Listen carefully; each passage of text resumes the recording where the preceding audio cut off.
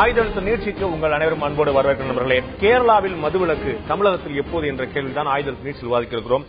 கேரள மாநில அரசு படிப்படியாக மதுவிலக்கை நோக்கி சென்று கொண்டிருக்கிறது. அங்கு இருக்கக்கூடிய மது குடிப்பகங்கள் பார்களுக்கெல்லாம் அனுமதியை மறுத்துக் கொண்டே வருகிறது கேரள அரசு. புதிய பார்கள் திறக்கப்படுவதில்லை. பழைய பார்கள் அவங்களுடைய காலாவதி ஆனோடனே, அவருடைய காலக்கெடு முடிந்தோடனே அது நீட்டிக்கப்படவில்லை. ஒரு முன்மாதிரியான அரசாக கேரள அரசு செயல்பட்டு கொண்டிருக்கிறது. பீகார் அரசு புதிதாக பொறுப்பேற்ற உடனே அங்கு நிதிஷ்குமார் ஆட்சி உடனடியாக நாங்கள் மதுக்கடைகள் எல்லாம் மூடுவோம் என்று சொன்னார். அதுக்கு ஏப்ரல் 1ஆம் தேதி அமல்படுத்தப்படும் என்று சொன்னார். அதே போல தற்போது உடனடியாக நாட்டு சரக்கு என்று சொல்லக்கூடிய சாராயங்களுக்கு தடை விதிக்கப்படும் படுகிறது. அடுத்த கட்டமாக இந்த IMF என்று சொல்லக்கூடிய உள்நாட்டு தயாரிப்பு வெளிநாட்டு மதுபானங்களும் தடை செய்யப்படும் என்று அறிவித்திருக்கிறார்கள். படிப்படியாக ஒரு நடவடிக்கை எடுக்கப்படுகிறது. கேரள அரசுடைய நடவடிக்கை எதிர்த்து உச்சநீதிமன்றத்தில் வழக்கு தொடரப்பட்ட போது உச்சநீதிமன்றம் ஒரு கருத்தை சொல்லியிருக்கிறது, ஒரு தீர்ப்பை வழங்கியிருக்கிறது. கேரள அரசுடைய முயற்சிகளுக்கு நாங்கள் எந்த தடையும் போட விரும்பவில்லை. மதுவிலக்கு நோக்கிய பயணத்தை அரசுகள் தாங்களாகவே முன்வந்து மேற்கொள்ள வேண்டும். அப்படி மேற்கொள்ளக்கூடிய அரசுகளுக்கு நாங்கள் தடை போடாமல் இருப்பதுதான் நீதிமன்றம் செய்யக்கூடிய ஒரு முக்கியமான கடமையா இருக்கும் என்று சொல்லியிருக்கிறது. கேரள அரசு எடுத்திருக்கக்கூடிய இந்த முனைப்புகளை ஏன் தமிழக அரசு எடுக்கவில்லை? தமிழகத்தில் கடுமையான தொடர் போராட்டம் நடந்து கொண்டே இருக்கின்றன.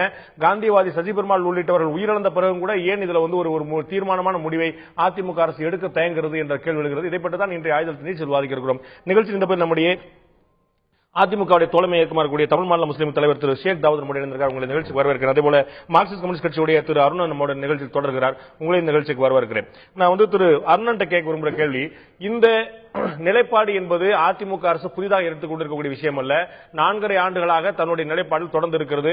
கேரளா அரசு இப்படி செய்கிறது, பீகார் அரசு அப்படி செய்கிறது, குஜராத்தில் மது இல்லை என்று பல்வேறு காரணங்களை சுட்டிக்காட்டி தமிழகத்தில் வேண்டும் சொல்லும் போது அவங்க ஒவ்வொரு முறையும் சொல்லக்கூடிய பதில், அண்டை மாநிலங்களில் இந்த பிரச்சனை இருக்கும் போது, கள்ளச்சாராயம் வந்துவிடக்கூடிய ஆபத்து இருக்கும் போது இதை அமல்படுத்துவது கடினம் இருக்கு சொல்கிறார்கள். மார்க்சிஸ்ட் கம்யூனிஸ்ட் கட்சி ஆண்டு கொண்டிருந்த போது இதே கேரளாவில் இந்த நடைமுறை அமல்படுத்தப்படவில்லை.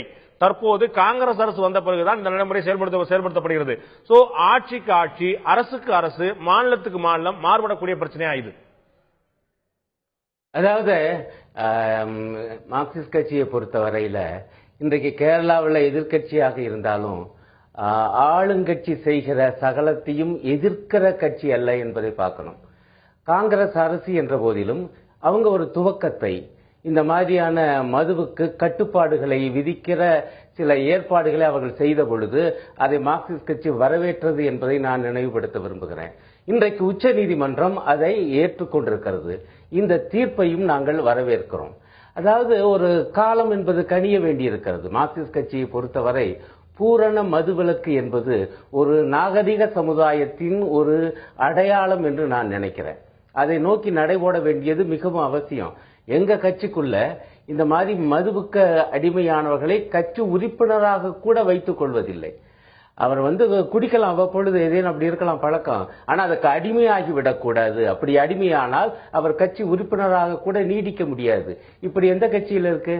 ஆனால் ஒரு அரசனுடைய கொள்கை ஒரு மாநிலத்திலே அமுல்படுத்துவது என வரும் பொழுது அதை நிதானமாக செய்ய வேண்டி இருந்தது. இன்றைக்கு அப்படி ஒரு சூழல் வந்திருக்கிறது. கேரளத்தை பொறுத்தவரையில் யோசித்து பாருங்க, இன்னைக்கு கல்வியிலே முதன்மையாக இருக்கக்கூடிய ஒரு மாநிலம். ஆனால் இந்த மது பழக்கத்துக்கு அடிமையாவது என்பதிலும் அது முதன்மையாக தற்சமயம் வந்து கொண்டிருக்கிறது. அந்த புள்ளிவரங்கள்லாம் வெளிப்பட்ட ஒரு நிலைமையில் தான் அங்கே அந்த எண்ணம் எழுந்தது. மதுவை கட்டுப்படுத்த வேண்டும், மதுவிலக்கை நோக்கி நடைபோட வேண்டும் என்கிற எண்ணம் எழுந்தது. அதை மார்க்சிஸ்ட் கட்சி பிரதிபலித்தது. அந்த சூழலில்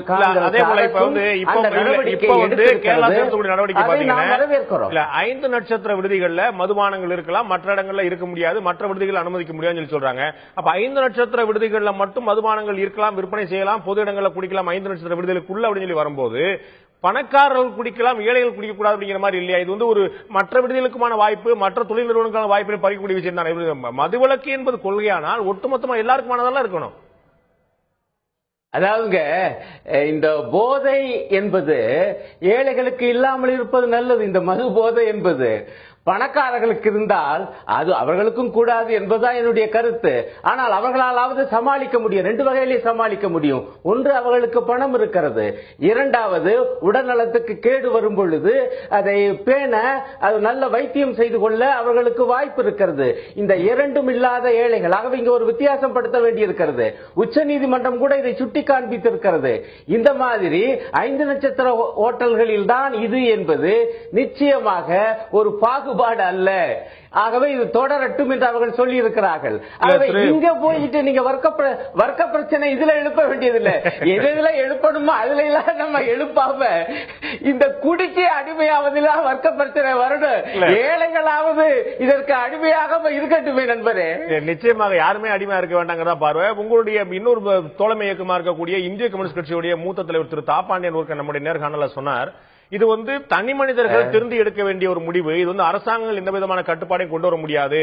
சபரிமலை சீசன்ல எல்லாரும் மாலை போட்டவங்க குடிக்கிறது இல்ல, பெரும்பான்மையான முஸ்லீம்கள் ஹராம் அப்படிங்கறனால குடிக்கிறது இல்ல, தவ காலத்துல கிறிஸ்தவர்கள் குடிக்கிறது இல்ல. இது போன்ற மத சடங்குகளும் மத நேர்வுகளும் வரும்போது அவரவர் குடிப்பதை தவிர்க்கிறாங்க. சோ அந்த மத குருமார்களும் குடும்பத்தினர் வலியுறுத்தி இந்த குடிப்பழக்கத்தை அகற்ற முடியுமே தவிர ஒரு அரசாங்கம் சொல்லி பண்ண முடியாங்கிறது திரு தாப்பாளன் கருத்து. அந்த உங்களுக்கு மாறுபாடு உண்டாதுல?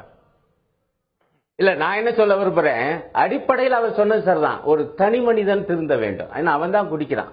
ஆகவே அவன் குடிப்பழக்கத்தை கைவிட வேண்டும். இந்த மதுவினால் வரக்கூடிய போதை இருக்கு, அது தேவையே இல்லை. இன்னும் சொல்ல போனா பொதுமக்களுக்கு சேவை செய்வதால் வருகிற புகழ் போதை இருக்கிறது. அதே போல சங்கீதம் போன்ற கலைகளை ரசிப்பதால் வரக்கூடிய போதை இருக்கிறது. அதே போல இலக்கியங்களை படிப்பதால் வரக்கூடிய போதை இருக்கிறது. அந்த போதையிலே ஈடுபடட்டும். மதுவினால் வரக்கூடிய இந்த கேடுகட்ட மதுவினால் வரக்கூடிய போதை வேண்டியதில்லை, அது கூடாது என்று ஒரு தனி மனிதன் முடிவெடுத்தால் அது மிகச் சரி. ஆனா என்ன பிரச்சனைன்னா, அப்படி தனி மனிதன் முடிவு எடுப்பதற்கு உகந்ததாக அரசின் கொள்கை இருக்க வேண்டும். மத்திய அரசின் கொள்கை, மாநில அரசின் கொள்கை. தமிழ்நாட்டினுடைய சோகம் என்னன்னா, அத்தகைய கொள்கையே இன்றைய தினம் திமுக அரசுக்கும் இருந்ததில்லை, அதிமுக அரசுக்கும் இருந்ததில்லை. திமுக அரசு இதை கொண்டு வந்த பொழுது உங்களுக்கு தெரிஞ்சிருக்கும், பீகார்ல தேர்தலுக்கு முன்னாடி திரு நிதிஷ்குமாருடைய அரசு தேர்தல் அறிக்கையில கொடுக்கும்போது, அவருடைய கட்சி தேர்தல் அறிக்கையில் சொல்லும் போது நாங்கள் பூரண மதுவிலக்கை கொண்டு வரும் சொல்லி சொன்னாங்க. ஆட்சிக்கு வந்த உடனே ஏப்ரல் 1ஆம் தேதி முதல் மதுவிலக்கு சொன்னாங்க. உடனடியாக IMF என்று சொல்லக்கூடிய இந்தியன் மேட் ஃபாரின் லிக்கருக்கான அனுமதி, தயாரிப்பு நிறுவனங்களுக்கு அனுமதி கொடுத்தாங்க. இப்ப கேட்டா நாங்கள் சாராயத்திற்கான தடையை தான் சொன்னோம், மதுவிலக்கு படிப்படியாக முயற்சி பண்ண அவர்களுடைய அறிவிப்பிலிருந்து அவர்களே பின்வாங்கக்கூடிய நிலைமையை பார்க்கிறோம். நடைமுறை சாத்தியமில்லை என்ற உணர்வு அவர்களுக்கு வந்து விட்டதா? இல்ல இல்ல இல்ல, இதான் மார்க்சிஸ்ட் கட்சி நிதானமாக இருக்கிறது. நாங்க என்ன சொல்றோம், பூரண மதுவிலக்கு நம்முடைய இலக்காக லட்சியமாக இருக்க வேண்டும். அதை நோக்கி நடைபயில வேண்டும். ஒவ்வொரு அடியாக எடுத்து வைக்க வேண்டும். என்ன தப்பு? கேரளாவில் அதான் செய்யறாங்க, பீகார்லயும் அதான் செய்யறாங்க. நான் என்ன கேட்கிறேன், தமிழ்நாட்டில் அதை நோக்கி அடி எடுத்து வைக்கிறதா அதிமுக அரசு? கோடி ரூபாய் இலக்கு நிர்ணயிக்கிறது.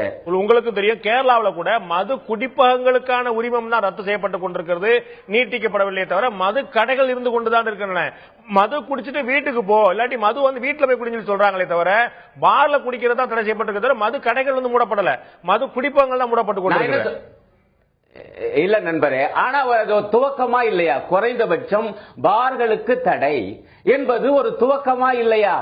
ஆகவே ஏதேனும் அப்படி ஒரு துவக்கத்தை தமிழக அரசு செய்யுமா, அதிமுக அரசு செய்யுமா என்பதுதானே மிகப்பெரிய வினா. நீண்ட நாட்கள் உங்களுடைய கேள்வி திரு ஷேக் தாவூத், இதுல உச்சநீதிமன்றம் சொல்லியிருக்கக்கூடிய ஒரு விஷயம், ஒட்டுமொத்த மதுவிலக்கு சாத்தியமாகாவிட்டாலும் கூட மதுவை குறைப்பதற்கான நடவடிக்கைகளால் எடுக்க வேண்டும் சொல்லியிருக்கிறாங்க. உச்சநீதிமன்றத்தின் பார்வை எப்படித்தான் இருக்கிறது, அரசியல் சாசனத்துடைய பார்வை எப்படித்தான் இருக்கிறது, அண்டை மாநிலத்துடைய பார்வை எப்படி இருக்கிறது, அதிமுக அரசுடைய பார்வை மட்டும் ஏன் மாறி இருக்கு?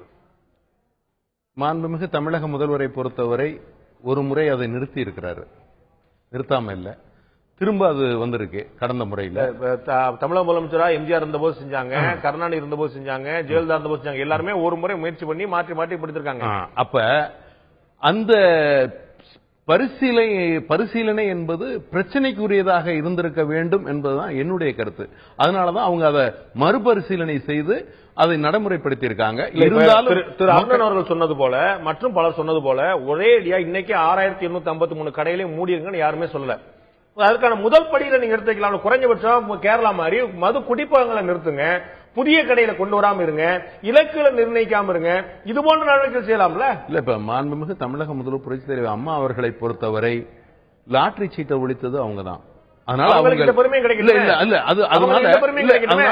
இங்கே உள்ள நடைமுறைகள் மக்களுடைய நடைமுறைகளை நன்கு அறிந்தவர்கள், மக்களுடைய நிலை. லாட்டரி சீட்டை மூடின போது, லாட்டரி சீட்டு தொழில் இங்க நடக்காதுன்னு சொன்ன போது தமிழகத்தில் மாற்றுத்திறனாளிகள் கடுமையான போராட்டங்கள் நடத்தினார்கள். ஏன்னா அவர்களுடைய வாழ்வாதாரமாக இந்த லாட்டரி சீட்டு எல்லா பேருந்து நிலையங்களையும் ரயில் நிலையங்களையும் மாற்றுத்திறனாளி வித்துட்டு இருந்தாங்க. அவர்களுடைய வாழ்வாதாரம் பற்றி கவலை இல்லாமல் இது ஒரு மிகப்பெரிய போதை அடிமையாக்கூடியது லாட்டரி ஒழிச்சாங்கல்ல. அதே மாதிரி இதை ஒழிக்க வேண்டியதானே? தமிழகம் முழுக்க கூக்குரல் எடுக்கிறதே, கோரிக்கை வைக்கிறதே, கண்ணீர் விடுகிறதே. இல்ல, அதற்குரிய தருணம் வருகின்ற பொழுது கண்டிப்பாக செய்வார்கள். தேர்தலா? அதுக்குரிய தருணம், அது தேர்தல் அவசியம் இல்ல. இல்ல, அதற்குரிய தருணம் வருகின்ற பொழுது கண்டிப்பாக மாண்புமிகு தமிழக முதல்வர் அதை செய்வாங்க. உரிய தருணம் என்பது ஏது? அது அவங்களுக்கு தான் தெரியும். அது அவங்களுக்கு தான் தெரியும். அந்த காலகட்டம் இன்னும் கனியவில்லை என்பது. சமுதாயம் கதறுகிறது, கண்ணீர் விடுகிறது, கட்சிகள் கோரிக்கை விடுக்கின்றன, போராட்டம் நடத்துகின்றன. தினசரி உயிர் பலி அதிகரித்துக் கொண்டே இருக்கிறது. தமிழகத்தில் தான் தற்கொலைகள் எண்ணிக்கை அதிகரித்துக் கொண்டே இருக்கிறது. தமிழகத்தில் தான் சாலை விபத்துகளுடைய எண்ணிக்கை அதிகரித்துக் கொண்டே இருக்கிறது. திரு அருண் குறிப்பிட்டது போல கேரளா தற்கொலைகளுடைய இடமா இருந்ததை தாண்டி, மதுபானத்துடைய இடமா இருந்ததை தாண்டி தமிழகம் அந்த இடத்தை முதல்நிலை பெற்றுக் கொண்டிருக்கிறது. இதை விட சரியான தருணம் வேற என்னைக்கு உங்களுக்கு? அதாவது இதுல ரெண்டு விஷயத்தை நீங்க பாக்கணும். இது திமுக அதிமுகவுடைய கொள்கை முடிவு அல்ல, அரசுடைய கொள்கை முடிவு. அப்ப இன்னைக்கு உம்மன்சாண்டி புரியல. அதாவது அந்த மது அதிமுகவுடைய முடிவு அரசோட முடிவா? அரசுடைய கொள்கை முடிவாகத்தான் இந்த மது விற்பனை நடக்கிற சிறுபான்மை அரசு. இல்ல இல்ல இல்ல, பெரும்பான்மையோடு உண்மை இருந்தாலும் அதை நிர்வாக ரீதியாக பார்க்க வேண்டியது இருக்கு. அப்ப மாண்புமிகு தமிழக முதலமைச்சர் நாளிலிருந்து மதுபான கடைகள் வேண்டாம் சொன்னா எதிர்க்கிறதுக்கு யார் இருக்காங்க? ஞானதேசியன் இருக்கிறாரா? தலைமைச் செயலர் இருக்கிறாரா? அது நிர்வாக ரீதியாக பார்க்க வேண்டியது இருக்கு. அதனால விளையக்கூடிய பின்விளைவுகள் என்ன அப்படிங்கறத பார்க்க அரசு அல்ல, அரசு அதிகாரத்தில் என்னங்கிறது அவங்க தான் தெரியும். அவங்க தான் முடிவெடுக்கிற பின்விளைவுகள், அதனுடைய வருமான நிலை என்ன, மக்களுடைய நிலைப்பாடு என்ன. அப்ப மக்கள் எவ்வளவு பேர் உடனே நிறுத்தின உடனே எவ்வளவு பேர் தமிழகத்துல தற்கொலையாலும் சாலை விபத்து எவ்வளவு பேர் இறக்கக்கூடியவங்க இருப்பாங்க. உடனே கோடி ரூபாய் வருமானம் வரணும். இல்ல அதல்ல, அந்த குடிக்காரர்களுக்கு அந்த நிறுத்திட்டம் சொன்னா அது கூட ஏறக்கூடிய பின்விளைவுகளை நீங்க பாருங்க. ரிஹாபிலிடேஷன் சென்டர்ஸ் வேணும், படிப்படியா ஒண்ணுமே இல்லங்க. நீங்க கடை எண்ணிக்கை அதிகரிக்கப்படாதுன்னு ஒரு உத்தரவாதம், அல்லது மது குடிப்பகங்கள் அனுமதிக்கப்படாதுங்கிற உத்தரவாதம், மது குடிப்பகங்கள் மூடப்படும், ஏதாவது ஒண்ணு செய்யுங்களேன். அதுக்கான நிலை உருவாக வேண்டும், அதுக்கான சூழல் உருவாக வேண்டும். அந்த சூழல் உருவாகின்ற போதுதான் அதை செய்வாங்க. அதுக்கான காலம் இன்னும் கனியவில்லை என்பது. ஒவ்வொரு முறையும் மது குடிப்பகங்களுடைய ஒப்பந்தங்கள், கான்ட்ராக்டுகள் அந்தந்த நேர ஆளுங்கட்சிகளுக்கு தான் வழங்கப்படுகிறது. தற்போது அதிமுகவினர் எவ்வளவு அறுதி பெரும்பான்மையா அந்த பார்கள் நடத்திட்டு இருக்காங்க தெரியும். அந்த வருமானம் கழக கட்சிக்காரங்களுக்கு போயிடக்கூடாது அப்படிங்கறதுக்காக செய்யப்பட முடியாதுன்னு பாப்பாங்க. இதையே நீங்க இப்படி கேக்குறீங்க பாண்டே. அதாவது கேரளாவுல இவ்வளவு காலம் இல்லாம இப்பதான் அவர் பண்ணிருக்காரு. அந்த சூழல் அவருக்கு இப்பதானே வந்திருக்கு. உம்மன்சாண்டி இவ்வளவு காலமா முதல்வராக இல்லையா? இப்பதானே செஞ்சிருக்காரு. அதே மாதிரி நிதிஷ்குமாரை பொறுத்த வரைக்கும் அவரும் பெருசா ஒன்னும் செய்யலையே, லோக்கல்ல எல்லாமே பண்ணிக்கலாம் அப்படின்னு தானே சொல்லிருக்காரு. கேரளாவுடைய நிலைமை எப்படி இருக்கு அப்படின்னு சொன்னா, கல்லு கடையும் சாராய கடையும் எங்க பார்த்தாலும் இருக்க கேரளாவுல. அதை தான் சார் குறைக்கிறதுக்கான முதல் கட்ட நடவடிக்கை குறைக்க சொல்லியிருக்காரு. இதுதாங்க படிப்படியா நீங்க சொன்னீங்க இல்லையா, குடிக்கிற கவலைப்படுறது அந்த கவலை தான் பகிர்ந்துக்கிறாங்க, படிப்படியா செய்யறாங்க. நீங்க நேரம் அதுக்கான நேரம், அதாவது தமிழக அரசு பெருமாள் போராட்ட களத்துல உயிரை இழந்துட்டாரு. நேரத்தை குறைச்சிங்களா? இல்ல கடைகளை குறைச்சிங்களா? இடங்களை குறைச்சிங்களா? அது புரியுங்க. அதற்கான நேரம் கனியவில்லை. அதாவது மாண்புமிகு முதல்வரை பொறுத்தவரை நெடுஞ்சாலைகள்ல கடைகள் வைக்கக்கூடாது உயர்நீதிமன்றம் உத்தரவு போட்டுச்சு. பாமகவுடைய வழக்குல கடைகளை திருப்பி வச்சுட்டாங்க. ஒரு கடை எண்ணிக்கை குறையிலேயே. நெடுஞ்சாலைகள்ல கடைகள் மூடப்பட்டது உண்மை என்று அரசு சொல்லுமானால் கடைகளோட எண்ணிக்கை குறைஞ்சிருக்கணும்.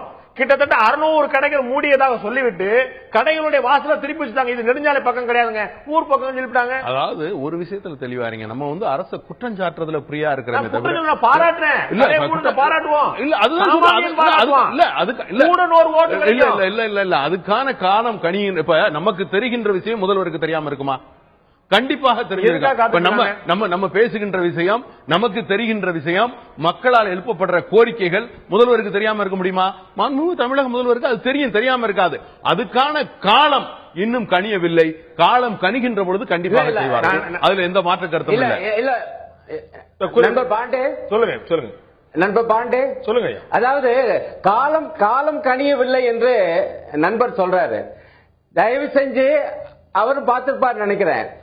தமிழக ஆட்சியாளர்களும் பார்க்கணும். தந்தி டிவி ஒரு விரிவான கள ஆய்வை செய்து இந்த மதுவா மது ஒழிப்பா என்ற ஒரு அருமையான ஒரு நிகழ்வை விவாதத்தை இந்த ஒரு வாரமாக நடத்தி கொண்டு வருகிறது. தமிழகம் மதுவால் எந்த அளவுக்கு கெட்டுப்போய் இருக்கிறது, சீரழிந்து கிடக்கிறது என்பதை அது துல்லியமாக வெளிப்படுத்தி இருக்கிறது. இனியும் இதை அனுமதிக்க போகிறோமா? படிப்படியாக வேணும். அதை குறைப்பதற்கான ஒரு திட்டமிட்ட ஒரு ஏற்பாட்டை அதிமுக அரசு செய்யவில்லை என்றால் அது மிகப்பெரிய ஒரு பாவத்தை தமிழக மக்களுக்கு செய்ததாக வரலாற்றிலே எழுதப்படும் என்று நான் உறுதியாக நம்புகிறேன். நிகழ்ச்சி முடிக்கிற நேரம் திரு அண்ணனுடைய பாராட்டு போறேன். நம்ம கருத்து கணிப்பு நடத்தி நம்ம தினசரி ராத்திரி 10 மணிக்கு மதுவா மதுவிலக்காங்கிற நிகழ்ச்சி நடத்திட்டு இருக்கோம். அதுல குடிக்கிறவர்கள்ல 71 விழுக்காடு மக்கள், குடிப்பவர்கள் 71 விழுக்காடு மக்கள் 7 வருஷத்துக்கு மேலா குடிச்சிட்டு இருக்காங்க. 38% பேர் ஒட்டுமொத்தமா தமிழ்நாட்டில் குடிக்கிறதா புள்ளி வரும் சொல்லு. தமிழ்நாட்டில் கூடிய 38 விழுக்காடு மக்கள் குடிக்கிறாங்க. இதுல பெண்கள் 18 வயதுக்கு கீழே இருக்கிறவங்க 65 வயசுக்கு மேல கழிச்சிட்டோம்னா கிட்டத்தட்ட அத்தனை ஆண்களும் குடிக்கிறார்கள் கிட்டத்தட்ட. அதே போல 27 விழுக்காடு மக்கள் மது அவைலபிளா இருக்கிறதுனால குடிக்கிறேன்னு சொல்றாங்க. 45 விழுக்காடு மக்கள் குடிப்பழக்கம் அதிகரித்திருப்பதற்கு அரசுதான் காரணம் குற்றம் சொல்றாங்க. இவ்வளவு தரவுகள் கையில இருந்தும் அரசு முடிவெடுக்கிறதுக்கு சரியான தருணம் வரும்னா எந்த தருணம் எப்பன்னு தெரியல எனக்கு. இல்ல, அதாவது உங்களுடைய புள்ளி விவரங்கள், உங்களுடைய கேள்விகள், மக்கள் மீது நீங்க வச்சிருக்கிற அக்கறைகள் வரவேற்கத்தக்கது, பாராட்டத்தக்கது. எங்களுக்கு அதுல மாற்று பாராட்டு அரசு அதே மாதிரி அருணனுக்குள்ள அந்த வருத்தம் இதெல்லாம் பாராட்டத்தக்கது. ஆனால் பொறுப்பில் உள்ளவர்களுக்கு தான் புரியும் என்ன சிரமம் இருக்கிறது என்று. அவங்களுக்கு தெரியும் அந்த பொறுப்பு. அதாவது வெளியில இருந்து நம்ம சொல்றது 1000 சொல்லலாம். சுமையை தூக்குபவனுக்கு தான் அந்த பாரம் என்னங்கிறது புரியும். சொல்லிட்டு போவாங்க. தெருவோரம் போறவங்க ஊடகங்கள், அதாவது புள்ளி விவரங்கள், இது எல்லாமே உண்மை, வரவேற்கத்தக்கது, பாராட்டத்தக்கது, போற்றத்தக்கது. இது மாண்புமிகு தமிழக முதல்வருக்கோ இல்ல தமிழக அரசுக்கோ இது தெரியாம இருக்குங்கிறது உங்க கருத்தா? இல்ல, இது போன்ற விஷயங்கள்ல தெரியாம இது போன்ற விஷயங்கள்ல பெண்களும் குழந்தைகளும் எவ்வளவு பாதிக்கப்படுறாங்க, அதை நாங்க கண்மூடி கொண்டு இருக்க முடியாதுன்னு உச்சநீதிமன்ற நீதிபதிகள் சொல்லியிருக்கிறாங்க. அதன் பிறகும் அதிமுக அரசு அப்படிதான் இருக்கும். தமிழக முதலமைச்சருக்கு எல்லாம் தெரியும், இது தெரியாதா? கண்டிப்பாக அரசு இதை கவனத்தில் கொள்ளும். மாற்றம் வருவதற்கு வாய்ப்பு இருக்கிறது. மாண்புமிகு தமிழக முதல்வர் அதற்கான ஏற்பாடுகளை செய்வார். அதற்கான தருணம் கணிகின்ற பொழுது அது நடக்கும். அதனால அதுல எந்த மாற்ற கருத்து உரிய நேரத்தில் முடிவெடுக்கப்படும் அப்படிங்கிறது அதிமுகவுடைய தோழமை இயக்கத்துடைய பார்வையா இருக்கிறது. அந்த அதிமுகவுடைய தலைமையுடைய உணர்வுகளை நன்றாக புரிந்து கொண்டவர் திரு ஷேக் தாவூத் அவர்கள் ஒரு உரிய தருணத்தில் கொண்ட முடிவு எடுக்கப்படும் சொல்லியிருக்காரு. நாளைக்கு நடக்க இருக்கக்கூடிய செயற்குழு பொதுக்குழுக்குள்ள இந்த மதுவிலக்குக்கு ஆதரவாக மதுவுக்கு எதிரான தீர்மானத்தை நிறைவேற்ற வேண்டும் என்று பாஜகவுடைய மாநில தலைவர் தமிழிசை சவுந்தரராஜன் வலியுறுத்தியிருக்கிறார். அதிமுகவுடைய பொதுக்குழு செயற்குழு என்ன முடிவெடுக்க போகிறது, அதிமுக அரசு என்ன முடிவெடுக்க போகிறது பொறுத்திருந்து பார்க்க வேண்டிய. நிச்சயமாக உச்சநீதிமன்றம் தெரிவித்தது போல இந்த மது பழக்கம் என்பது மதுக்கான அடிமையாக்கக்கூடிய தன்மையை நோக்கி சென்று விடாமல் இடையில் புகுந்து தடுக்க வேண்டிய பிரதான கடமை அரசுக்கு இருக்கிறது, மறந்துவிட முடியாது. நிகழ்ச்சியில் கலந்து கொண்டு கருத்து தெரிவித்தவர்கள் 2 பேருக்கும் நன்றி. பார்த்த உங்களுக்கும் நன்றி நண்பர்களே. மீண்டும் இன்னொரு நிகழ்ச்சியில் சந்திப்போம். அதுவரை நன்றி, வணக்கம்.